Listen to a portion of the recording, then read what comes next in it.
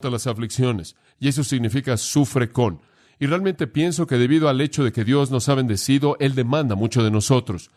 Usted sabe que el mundo ve esta iglesia, me sorprende. Recibo cartas diariamente de países de todos lados del mundo, de pastores de todo país que usted puede imaginar en el globo terráqueo.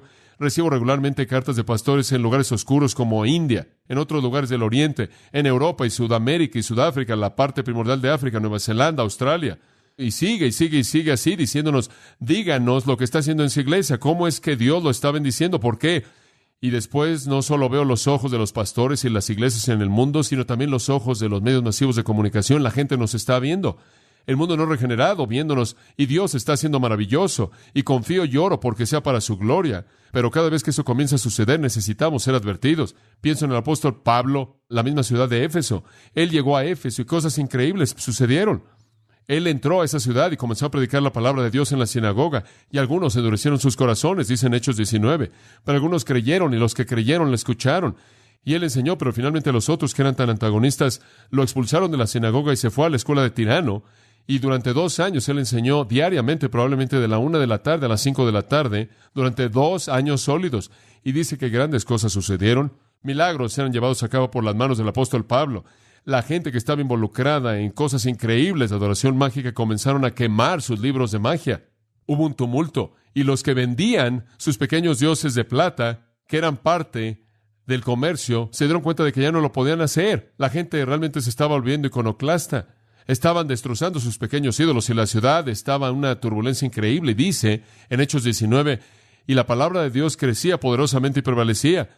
Y esa gran iglesia efesia, fundada por Pablo, más adelante recibió dirección por parte de Aquila y Priscila y finalmente por parte de Timoteo y Apolo. Conoció a los mejores de los hombres y los mejores de las circunstancias y lo mejor de la historia. Y sin embargo, cuando comenzaron realmente a moverse, Satanás comenzó a atacar.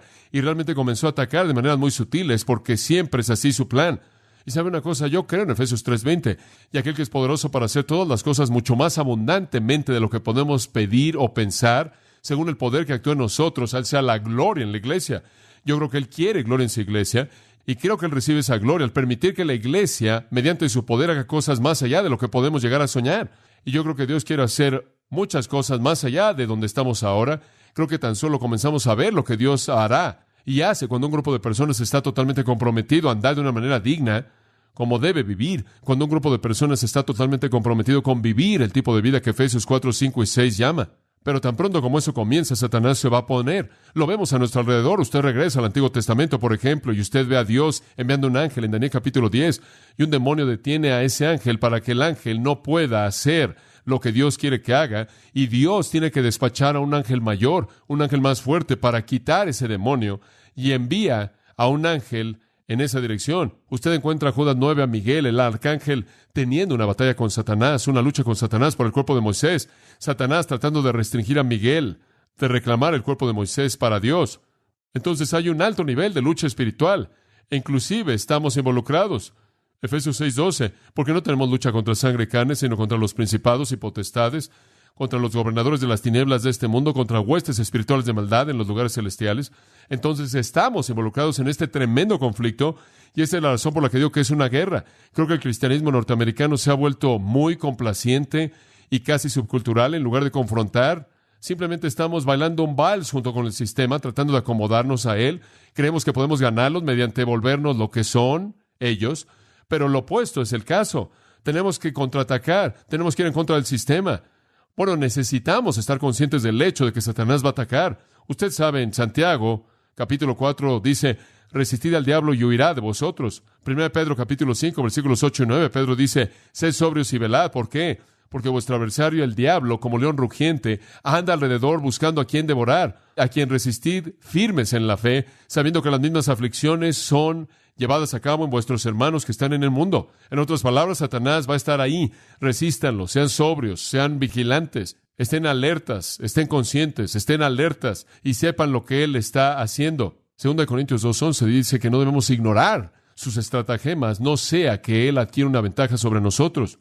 En Hechos capítulo 20, Pablo estaba hablando a esos mismos líderes en la iglesia efesia y les dijo esto. Él dijo, porque yo sé que después de mi partida lobos rapaces entrarán en medio de vosotros y no perdonarán al rebaño, y de vosotros mismos se levantarán hombres que enseñarán cosas perversas. Él dice, lo sé tan bien como conozco mi nombre. Yo lo sé tan bien como sé que el sol sale mañana. Ustedes lo van a recibir tan pronto como yo me vaya, desde afuera y desde adentro, lobos desde afuera, falsos maestros desde adentro. Por tanto, versículo 31 de Hechos 20, no he dejado de amonestaros día y noche durante 3 años con lágrimas, dice él. Parte del ministerio es un ministerio de advertencia. Cuando Dios nos ha bendecido como lo ha hecho, cuando Dios ha multiplicado su audiencia como Él lo ha hecho, y Dios nos está usando para abrir una brecha en medio de este mundo malo, entonces, créame, Satanás va a venir detrás de nosotros. Y tenemos que estar listos, y tenemos que ponernos la armadura. Pero en primer lugar, tenemos que entender su ataque, tenemos que entender su estrategia. No queremos ser ignorantes de sus estrategias. ¿Cómo es que Satanás nos ataca? Bueno, para la respuesta a eso, quiero que pase a Apocalipsis capítulo 1. ¿Sabe una cosa? Me pasó algo interesante una vez. Entré a un cuarto, una oficina. Me llamaron en donde estaba una niña llena de demonios y los demonios tenían todo tipo de voces. Usaban su boca y demás para hablar, pero las voces no eran la de ella. Y era algo sorprendente porque algo terrible estaba pasando en esta oficina.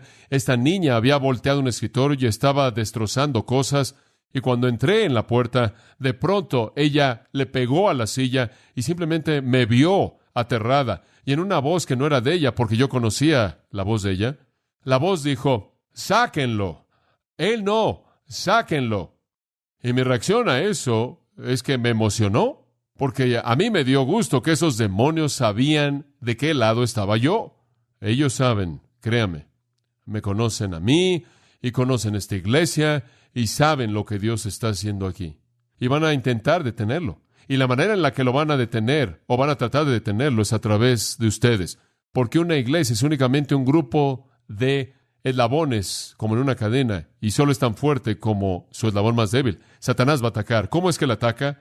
Yo creo que el Señor nos muestra en las cartas de Apocalipsis 2 y 3. Yo creo que en las cartas a las iglesias, las 7 iglesias de Asia Menor, la primera de la cual es Éfeso, y después las otras que literalmente nacieron de la iglesia efesia, las otras 6 también estaban en Asia Menor.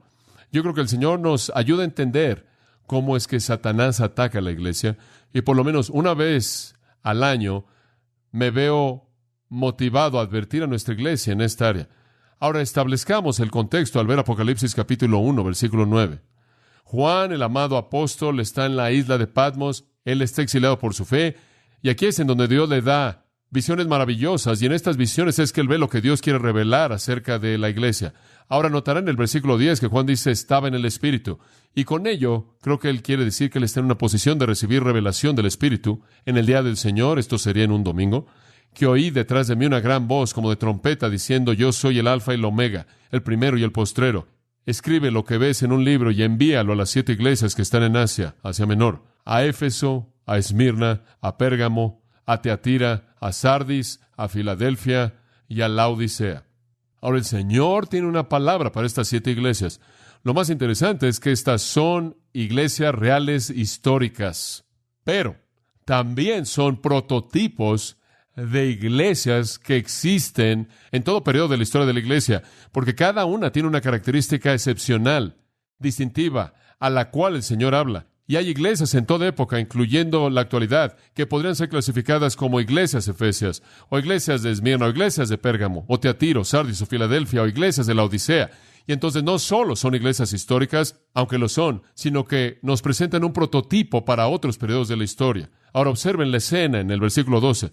Me volví para ver la voz que me hablaba, y habiéndome vuelto vi 7 candeleros de oro. ¿Cuáles son los 7 candeleros de oro? Versículo 20 le dice al final que los 7 candeleros son las 7 iglesias. Entonces aquí está la visión de Juan. Él ve un candelero de oro, el cual es simbólico de cada una de las iglesias, y la luz está ardiendo, ¿no es cierto? Está encendida.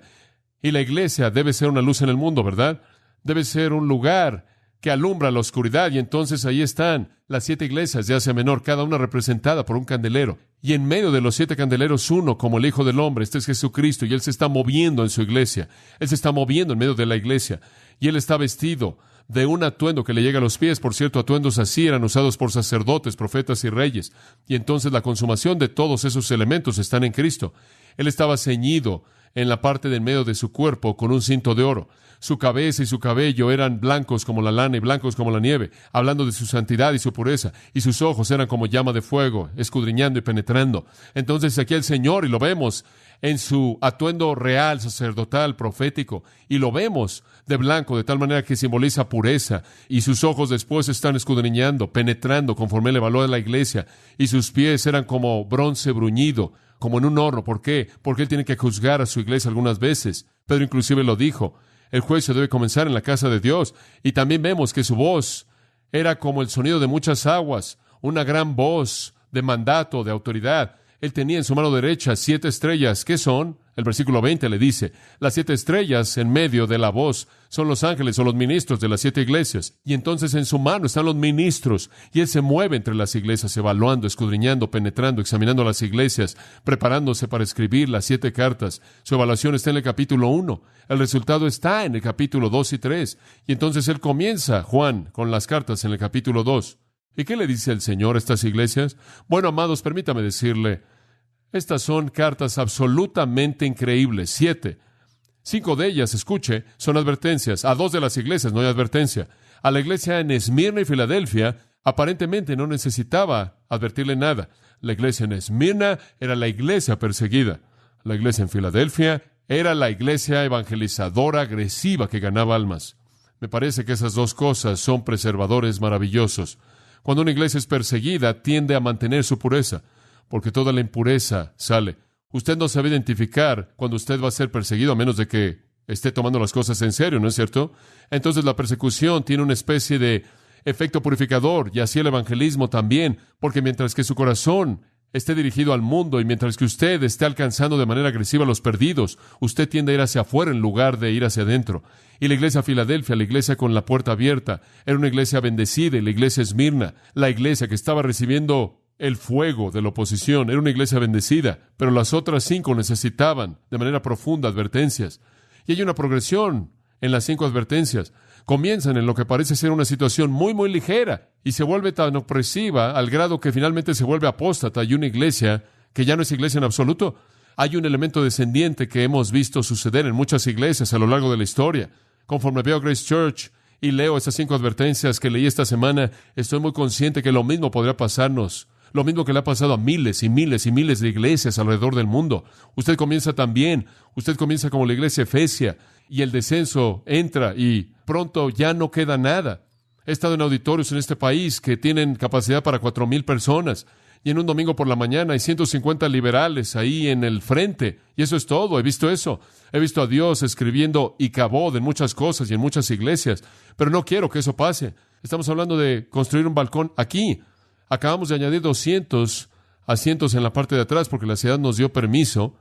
Y después estamos hablando de un balcón y un edificio de educación y todas estas cosas, y me emociona eso. Pero solo sé que cuando ese balcón esté ahí, va a estar ocupado por personas que van a oír la palabra de Dios. Y ese edificio va a ser ocupado por niños y jóvenes y adultos que van a amar al Señor Jesucristo con todo su corazón, mente, alma y fuerzas. De otra manera, no estoy interesado.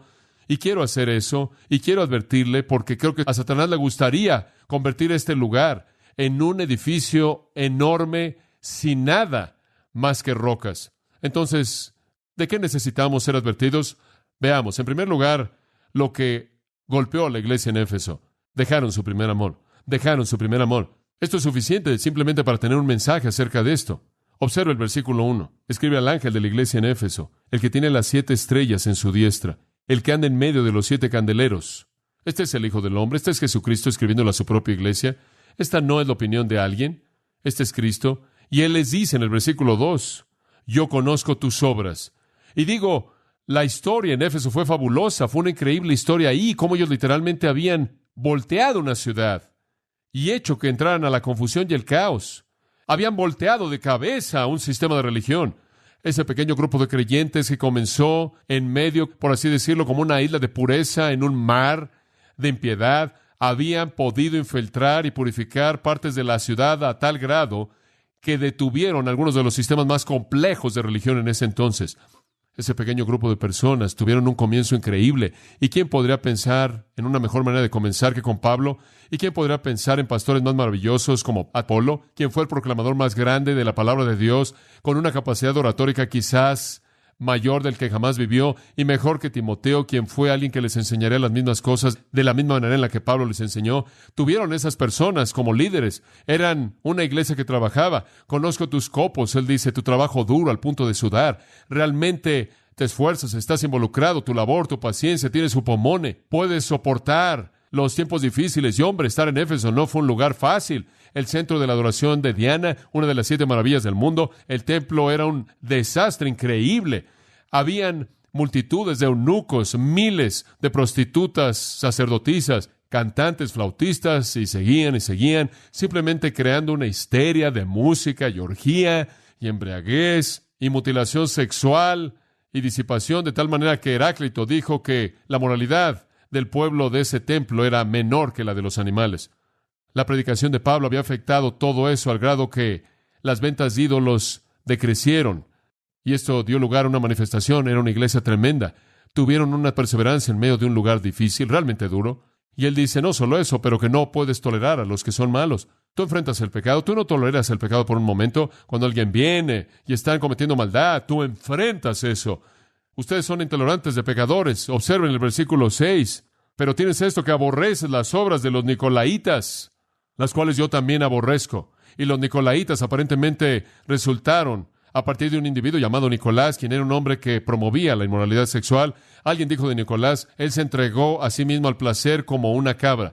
Sea fuera lo que fuera, y realmente no estamos seguros, parece haber venido de eso. Sabemos que tiene que ver con un tipo de conducta de lujuria inmoral, malo, de fornicación, y él dice, ustedes odian eso, ustedes tienen obras, están trabajando, son pacientes, no toleran el pecado. Y el versículo 2 dice, inclusive prueban a aquellos que dicen que son apóstoles y no lo son. En otras palabras, enfrentan a los falsos maestros, tienen un estándar bíblico, tienen una declaración de fe, tienen una teología y evalúan a los hombres con ella. Son sólidos doctrinalmente, están enfrentando el pecado, están trabajando duro. Hombre, se oye como una gran iglesia. Dice en el versículo 3, repitiendo, han soportado cosas en el pasado y han salido bien y tienen paciencia y han perseverado por causa de mi nombre y han trabajado. Escuche, ese es el mayor motivo por lo que cualquier cristiano hace. Por mi causa. La gloria de Dios era su motivo, el motivo más elevado en todo el universo. Inclusive tuvieron el motivo correcto ustedes. Estaban sirviendo mi gloria, mi nombre, y laboraron y no desmayaron. ¡Qué gran iglesia! Doctrinalmente sólida, ocupados, desenmascarando a los falsos maestros, disciplinando a los que estaban pecando. Realmente eran una iglesia completa, pero tuvieron una falla fatal. Y usted regresa al versículo 14 del capítulo 1, y usted ve que los ojos de Cristo son como llama de fuego, escudriñan y penetran, y los ojos penetrantes escudriñadores de Jesucristo encontraron una falla fatal en el versículo 4. Pero tengo contra ti que has dejado tu primer amor. Esta es la iglesia en donde el amor murió. Ortodoxia, actividad, sin amor. Cuando lo leyeron, debió haberles sacudido como un relámpago, porque nadie cree que ama a Dios tanto como los ortodoxos, los fundamentales, los evangélicos. Sin embargo, su definición del amor no era la de Dios. Perdieron lo elemental que Jesús le dijo a Pedro 3 veces. Pedro, antes de que te pida que alimentes a mis abejas, tengo que preguntarte algo más. Pedro, ¿me amas? Pedro, ¿me amas? Pedro, ¿me amas? Si dice sí, entonces alimenta a mis ovejas. ¿Por qué? Porque no puede usted ser eficaz para Dios fuera de amar al Señor con todo su corazón, mente, alma y fuerzas. Y sabe una cosa, puedo ver este problema potencial en Grace Church. Tenemos tanto, estamos tan involucrados en tanto, que se vuelve tan fácil para nosotros quitar nuestro enfoque de la personalidad de Jesucristo. Perdemos el amor y de pronto estamos satisfechos con la actividad. Así no debe ser. Esta es una de las más grandes iglesias en toda la historia. Sin embargo, los ojos penetrantes del Señor hallaron esta falla fatal. Habían convertido sus corazones ardientes por ortodoxia fría. Se estaban volviendo a aquellos que simplemente cumplían con un ministerio muy bíblico. Simplemente no había ninguna pasión ahí. Y quiero advertirle acerca de eso y advierto a mi propio corazón, desde los ancianos hasta el personal pastoral, hasta aquellos que nos están visitando. Si llegamos al lugar en donde lo que hacemos es una presentación de ortodoxia sin amor, ese es el paso 1 y Satanás ha entrado. Y usted ni siquiera quiere saber cuál es el resto de los pasos, pero van a saberlo. Cuando usted llega al punto en el que la luna de miel termina y usted no hace lo que hace a partir de un amor abrumador hacia Jesucristo, usted está en problemas serios. Observe su propia vida. ¿Acaso el entusiasmo por Cristo está ahí o se ha ido la emoción? Es una descripción apropiada de su vida cristiana el decir, bueno, nada más lo hago por hacerlo.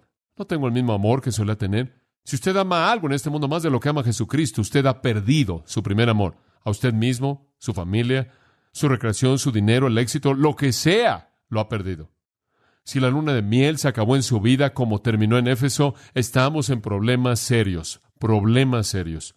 Si usted está sirviendo al Señor Jesucristo en esta iglesia como un desempeño, como una actuación ortodoxa en lugar de que sea una pasión de amor hacia Él, entonces usted lo ha perdido. Usted lo ha perdido en su totalidad. Dice usted, bueno, ¿qué hago si me siento así? Versículo 5, 3 cosas. Acuérdese. Es sorprendente.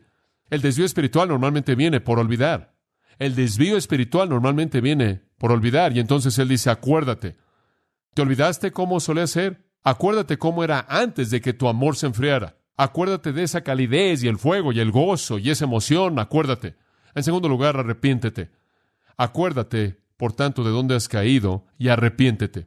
Es una caída, usted sabe. No amar al Señor su Dios con todo su corazón, alma, mente y fuerzas, y a su prójimo como a sí mismo. No tener ese primer amor hacia Él y hacia otros. No tener ese primer amor es una caída de la cual usted debe arrepentirse. Escuche, si la primera reacción que usted tiene hacia un creyente es cualquier cosa que no sea amor, usted ha perdido su primer amor. Si la primera reacción que usted tiene hacia Jesucristo es algo menos que amor total, usted ha perdido su primer amor y necesita arrepentirse. Y después Él dice una tercera cosa. Acuérdate, arrepiéntete y repite. Y haz las primeras obras. Regresa como solía ser. Si es un servicio frío, mecánico en ortodoxia, regresa donde todo comenzó. Regresa a tu rodilla, regresa al libro, regresa a testificar, regresa a la comunión, regresa a la oración, regresa a compartir y alabar al Señor. Mantente cerca del fuego. Eso es lo que Él está diciendo. ¿Sabe lo que pasó en Éfeso? No lo hicieron. No recordaron y no se arrepintieron y no repitieron. Y entonces lo que dice en el versículo 5 sucedió. Pues si no, vendré pronto y quitaré tu candelero de su lugar, a menos de que te arrepientas.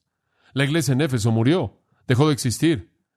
Gran iglesia evangélica, ortodoxa, histórica, monumental, dejó de existir porque perdió su primer amor. Hay un segundo elemento del que tenemos que estar conscientes. Versículo 12 del capítulo 2. Nos saltamos a la iglesia en Esmirna porque esa fue la iglesia perseguida y no es advertida. Y escribe al ángel de la iglesia en Pérgamo, el que tiene la espada aguda de 2 filos, dice esto. Ese es el Señor. Y la espada es una espada de juicio que está saliendo de su boca, como en Apocalipsis 19, Hebreos capítulo 4. Y dice, yo conozco tus obras. Versículo 13. ¿Y dónde moras? ¿Dónde está el trono de Satanás? Pero retienes mi nombre y no has negado mi fe. Ni aun en los días en que Antipas, mi testigo fiel, fue muerto entre vosotros, donde mora Satanás. Deténgase ahí. Él dice, Pérgamo, yo conozco todo acerca de ustedes. Mis ojos que todo lo escudriñan y lo buscan, revelan todas estas cosas. Yo conozco sus obras, yo sé que están involucrados, yo sé que están activos, yo sé que algo está pasando y yo sé que ustedes están donde está el trono de Satanás. Ustedes están en un lugar difícil y, hombre, Pérgamo era una ciudad difícil. ¿Sabe usted que Pérgamo era el centro de la adoración al emperador, el centro de la adoración del César? ¿Sabe usted que era el centro de la adoración de Zeus, el gran dios? Algunos dicen el dios más grande de todo ese sistema de deidades. Y que en la ciudad de Pérgamo habían construido un altar enorme a Zeus en forma de un trono. Y entonces algunos creen que el trono de Satanás, como se menciona en el versículo 13, es una referencia al altar de Zeus, el altar más grande, más famoso en el mundo. Por otro lado, Pérgamo tenía su propio dios llamado Asclepio. Era el dios de Pérgamo quien estaba asociado con la curación, el dios de la curación. Siempre se ha asociado con las serpientes, y en Pérgamo tenían un templo y una escuela de medicina. Todavía usted ve una serpiente en el símbolo de un médico, y eso realmente viene de la mitología griega, de este Asclepio, el dios de la curación. Y en el templo tenían serpientes no venenosas en todo el suelo, y la gente ahí, que estaba enferma, venía y se acostaba ahí para que todas esas serpientes se deslizaran por encima de ellos, y en todo lado del cuerpo donde los tocaban, se curaban. Escuche, era difícil estar en Pérgamo.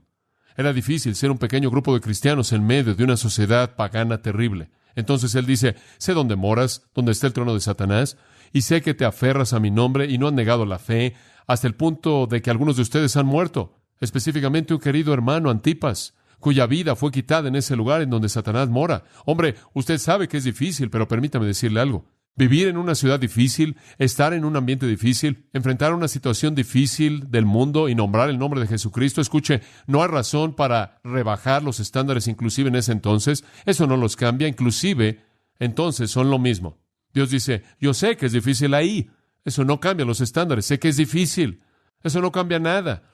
Aunque has soportado y aunque has sido martirizado y aunque has trabajado para el Señor y aunque tú has sostenido en alto su nombre, versículo 14, tengo unas pocas cosas contra ti. ¿Y qué es? Porque tienes ahí a los que tienen la doctrina de Balaam, que enseñó a Balac a poner piedra de tropiezo entre los hijos de Israel, a comer cosas sacrificadas a los ídolos y a cometer fornicación.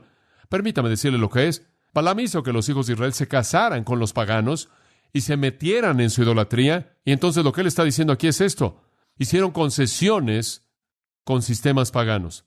Y el problema en la iglesia de Pérgamo era que estaban haciendo concesiones con el mundo. Se estaban casando con el mundo. No sé si de hecho se estaban casando, si de hecho había cristianos casándose con no cristianos. Es muy probable que eso estaba pasando. Pero la iglesia en Pérgamo comenzó a cortejar al mundo. Comenzaron a buscar satisfacción en cosas mundanas. Estaban violando, 2 Corintios 6. ¿Qué comunión tiene la luz con las tinieblas? ¿Y qué concordia tiene Cristo con Belial? Ellos debían salir de entre ellos y separarse y no tocar lo inmundo. Pero eran la iglesia mundana. Habían dejado que el mundo entrara. Estaban haciendo lo que el mundo quería que ellos hicieran. Estaban cobijando al mundo. Me es sorprendente. Y le he estado diciendo esto ahora durante meses. Me es sorprendente ver cómo la iglesia de Cristo en Norteamérica en la actualidad están buscando quedar bien con el mundo. Y lo hacen en tantas diferentes maneras. Si la manera de pensar del mundo de la familia cambia, la iglesia se acomoda a eso. Si la manera de pensar del mundo acerca de la mujer cambia, la iglesia se acomoda. Si la manera de pensar del mundo del homosexual cambia, la iglesia se acomoda. Y seguimos al mundo en todo lo que hace.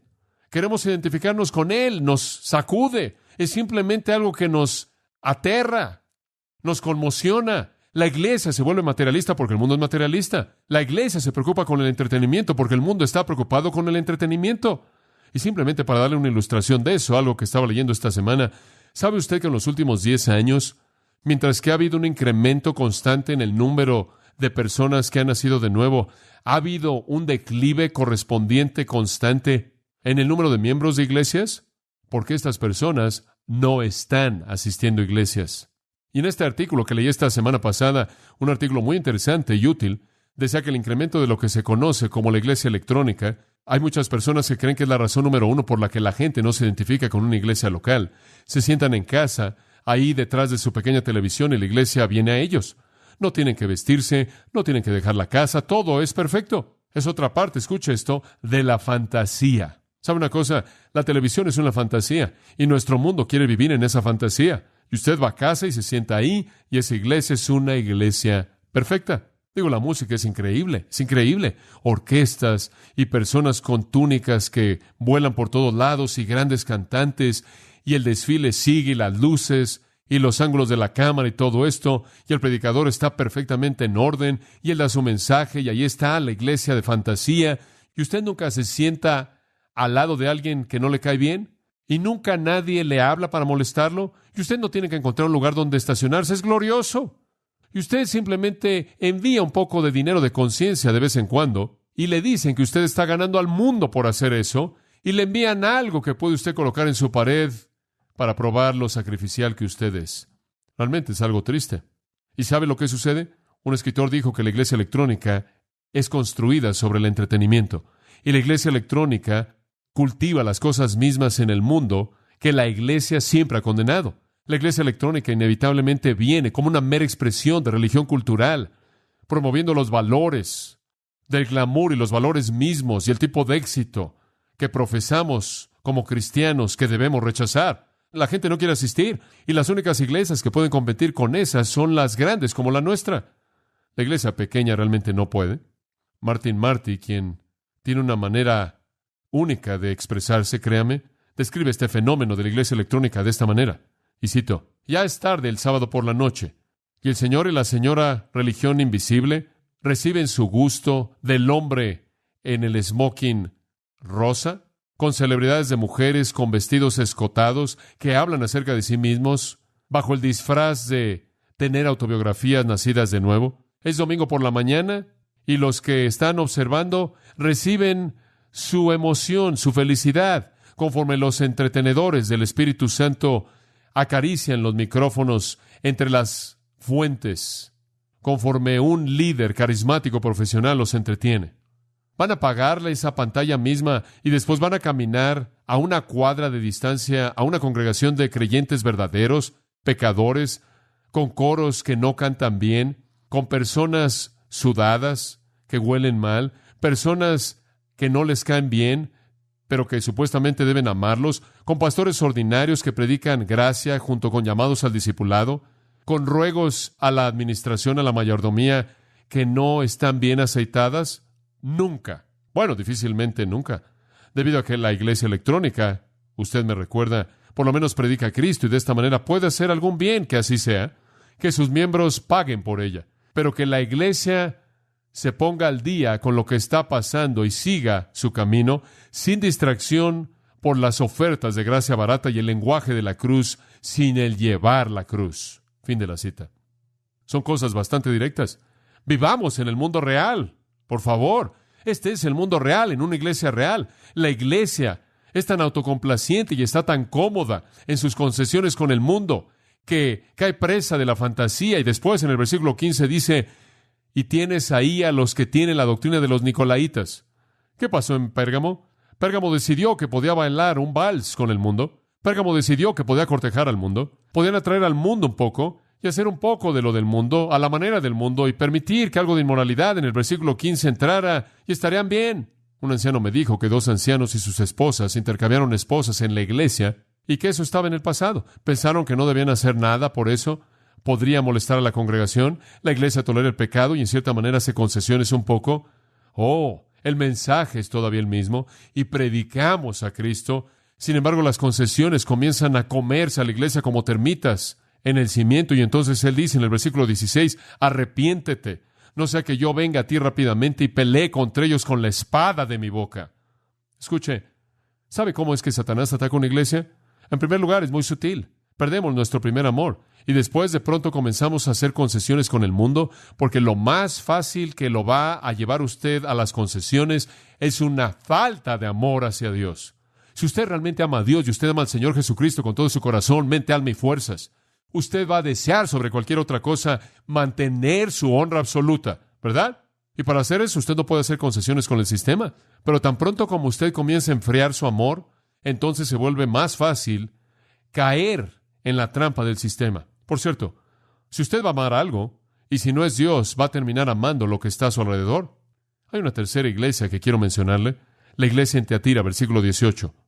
Escribe al ángel de la iglesia en Teatira, y al ángel de la iglesia en Teatira escribe, estas cosas dice el Hijo de Dios, el que tiene los ojos como llama de fuego, y sus pies son como bronce bruñido. Él está escudriñando, penetrando y llegando en juicio, y esto se oye también.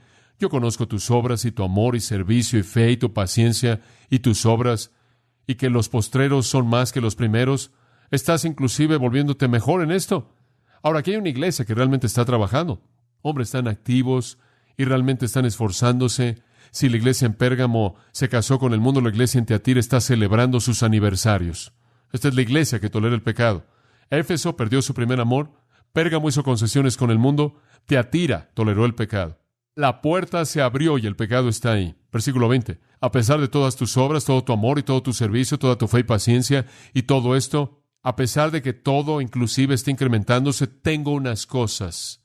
Por cierto, eso no está en los manuscritos griegos. Esto tengo contra ti, porque tú permites que la mujer Jezabel, que se llama a sí misma profetisa, enseña y seduzca a mis siervos a cometer fornicación y a comer cosas sacrificadas a los ídolos.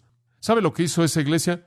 Tenían todas esas cosas buenas, amor y servicio y fe, pero dejaron que la iglesia se volviera una víctima de un falso maestro. Simplemente permitieron que el pecado entrara e hiciera lo que quisiera. Habían personas cometiendo fornicación. Sí, como la iglesia corintia, ¿no es cierto? Y por cierto, también dejaron de existir. Pero aquí llegó esta mujer y ella estaba seduciendo, involucrándolos en la adoración de ídolos del día. Y le he dicho esto antes, pero la idolatría de esas épocas de la historia involucraba actividad sexual. Y entonces estaban estas personas simplemente disfrutando, involucrándose en la inmundicia y la suciedad del mundo. ¿Y sabe una cosa? Hay más de eso que sucede en Grace Church de lo que jamás ha pasado en el pasado. Pero no vamos a tolerarlo más de lo que lo toleramos en el pasado. Es un día raro cuando usted tiene una pareja que viene a pedir consejería prematrimonial y usted les pregunta, ¿se han acostado? Y ellos dicen no. Y se está volviendo algo raro. ¿Es esto algo que les sorprende? Se está volviendo algo raro. Es un mundo muy vil y malo en el que vivimos y la gente es atraída al pecado y no están conscientes de lo que está pasando y no levantan sus defensas y andan en el espíritu. Pero le voy a decir una cosa, no vamos a tolerarlo de una manera diferente de lo que jamás lo hemos tolerado. Tenemos mucha más maldad a nuestro alrededor debido a la cantidad de gente, pero nuestra tolerancia para esto no es más existente de lo que jamás ha sido. Pero esta iglesia comenzó a permitirlo, y Dios inclusive fue paciente, versículo 21, y le he dado tiempo para que se arrepienta. Dios inclusive dio un poco de tiempo para el arrepentimiento. Ella no se ha arrepentido. Y después Él dice, he aquí, la echo en una cama. A ella le gustan tanto las camas que la voy a colocar en una. Ella quiere cometer fornicación, la voy a colocar en una situación de fornicación. Y el versículo 23 dice que será una cama de muerte. Voy a matar a sus hijos con muerte. Eso es lo que voy a hacer. Hayan sido quienes hayan sido las personas que escucharon a esta Jezabel, son designadas como sus hijos. Y Él dice, voy a matar a sus hijos con muerte. Va a ser una cama de muerte. Los voy a colocar en la cama, en una cama de muerte. Y las iglesias verán y dirán, yo soy el que escudriña las mentes y los corazones, y daré a cada uno según sus obras. Escuche, el Señor juzgará a esta iglesia, amados. ¿No cree usted que puede ser un creyente y salirse y deshacerse de Dios en su disciplina? En absoluto. La cama de vicio va a ser intercambiada por una cama de muerte. Debido a que han cometido adulterio, versículo 22 dice, ¿por qué? Porque el creyente está casado con Cristo. Y estar jugando con los ídolos y la actividad sexual es una forma de adulterio. Y quiero decirle, le dice a la iglesia que tolera el pecado, más vale que te arrepientas, más vale que des la vuelta. Y si no te arrepientes, al final del versículo 22, te mataré con muerte. Ahora, para aquellos de ustedes que no están involucrados, en el versículo 24 Él dice, no voy a poner ninguna otra carga sobre ustedes, simplemente aférrense a lo que tienen hasta que yo llegue ahí. Pero aquellos que son malos, voy a traer un juicio. Aquí está la iglesia que tolera el pecado. Amados, hay tantas iglesias que hacen esto, simplemente no quieren enfrentar el pecado, simplemente no quieren confrontar a nadie. Dicen, ¿quieres decirme que disciplinas a la gente en tu iglesia? Lo hacemos, porque la Biblia dice que lo debemos hacer. O no queremos meternos en nada de eso, porque podríamos, y están tolerando el pecado, haciendo concesiones con el mundo. Y simplemente desciende. Usted comienza con una pérdida de amor y después, poco después, cuando usted ya no ama al Señor, está dispuesto a hacer concesiones. Usted hace un poco de concesiones y poco después su concesión se convierte en una tolerancia y el pecado inunda la iglesia y usted va de ese tipo de situación en Tiatira al siguiente capítulo. Versículo 1. Usted está en la iglesia de Sardis y esta es una iglesia que está contenta con los programas. De pronto la vida ya no está ahí. Una iglesia que tolera el pecado se convierte en una iglesia degenerada, muerta. Y Él dice, conozco tus obras, versículo 1, que tienes un nombre de que estás vivo, pero estás muerto. Una iglesia muerta, un cadáver.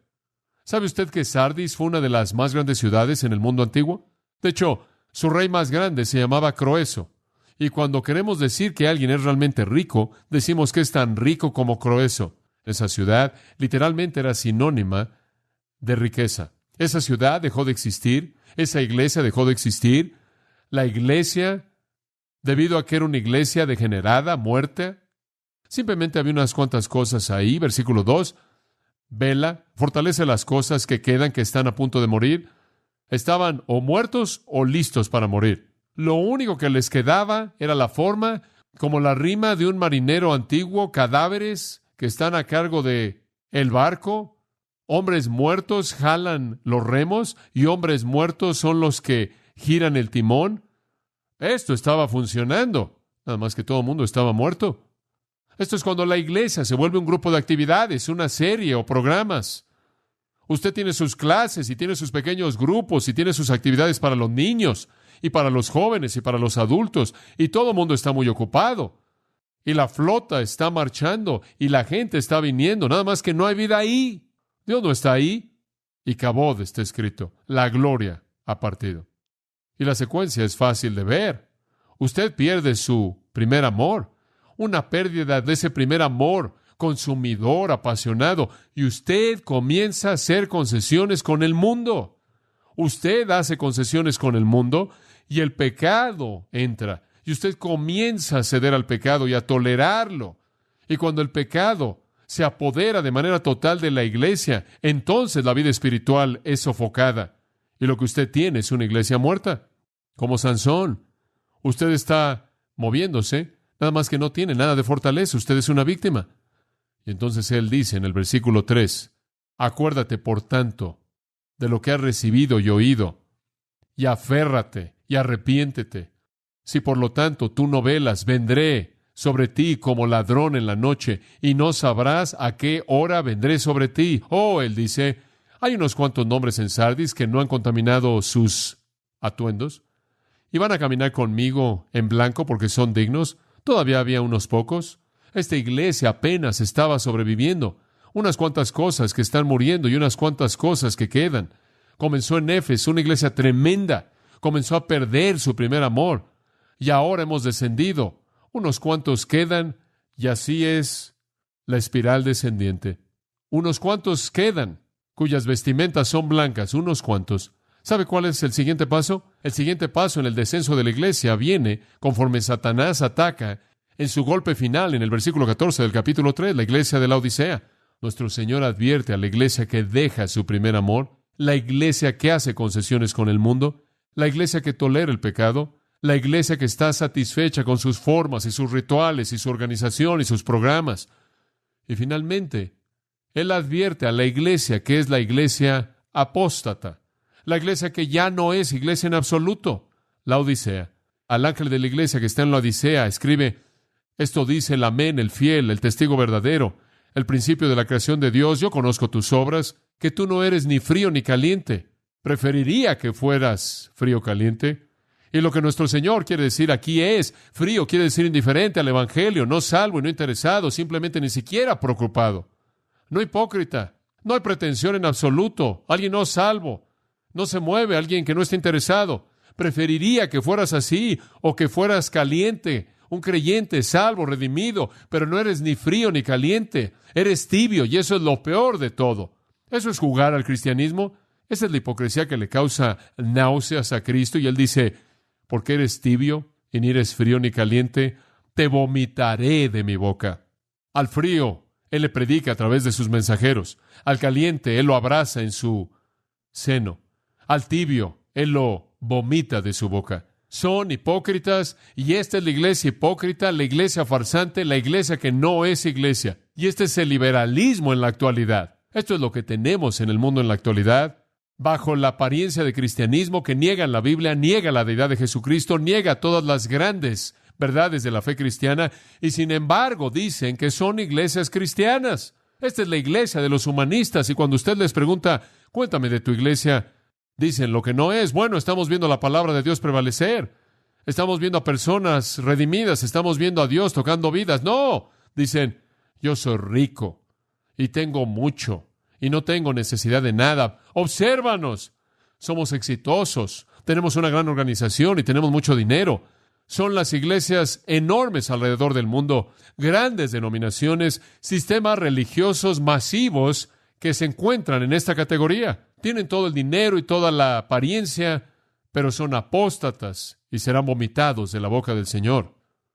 Él les dice en el versículo 17, no sabes que eres miserable, pobre, ciego y desnudo. Te aconsejo que compres de mí oro probado en el fuego, para que seas rico, y atuendos blancos, para que seas vestido, y la vergüenza de tu desnudez sea cubierta, y unjas tus ojos, para que puedas ver. Para que puedas ver. Entonces Él realmente les está diciendo, no creo que te has evaluado de manera apropiada. Y Él dice, a tantos como yo fileo, a tantos como yo fileo, a tantos como yo busco en preocupación profunda, yo reprendo y castigo, sé celoso por tanto y arrepiéntete. Ahora, ¿qué es de lo que ve que nuestro Señor Jesucristo nos advierte? La iglesia puede descender al foso de la apostasía. La iglesia en Éfeso dejó de existir porque perdió su primer amor y después una iglesia de manera tan fácil se convierte en una iglesia que hace concesiones con el mundo. Y sabe una cosa, algunas veces me molesta que la gente no viene solamente a estudiar la palabra de Dios o solamente a orar. Tiene que entretener a la gente, usted sabe, y me siento así. Oh, tú sabes, si tuviéramos tan solo una presentación enorme, todo el mundo estaría aquí. Pero si decimos, vamos a estudiar la palabra de Dios, usted sabe, tenemos a los pocos fieles. Y entonces lo que la iglesia hace tantas veces es que comienza a seguir esa manera de pensar y comenzamos a entretener a los santos y a consentir al mundo, y eso es una concesión. Y después está la iglesia que toleró el pecado, la iglesia que se casó con el mundo, la iglesia que estaba satisfecha con sus riquezas materiales y realmente no tenía nada. La iglesia muerta. Todas estas cosas son los ataques de Satanás. Y amados, también hay preservadores aquí. Una es ser la iglesia de Filadelfia. Esta es la iglesia de Filadelfia, versículo 7 del capítulo 3.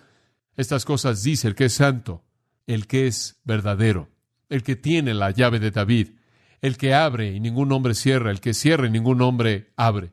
Yo conozco tus obras, he aquí, he puesto ante ti una puerta abierta y ningún hombre puede cerrarla. Hombre, me encanta eso. Él dice, yo te abrí la puerta para que alcances al mundo. Esta es la puerta que está abierta. Y mientras que la iglesia esté comprometida a entrar por esa puerta y llevarle a Jesucristo al mundo, sin importar lo que suceda, aun si la sinagoga de Satanás está ahí, aun si el momento de aflicción viene, no va a afectar a la iglesia. Escuchen, amados,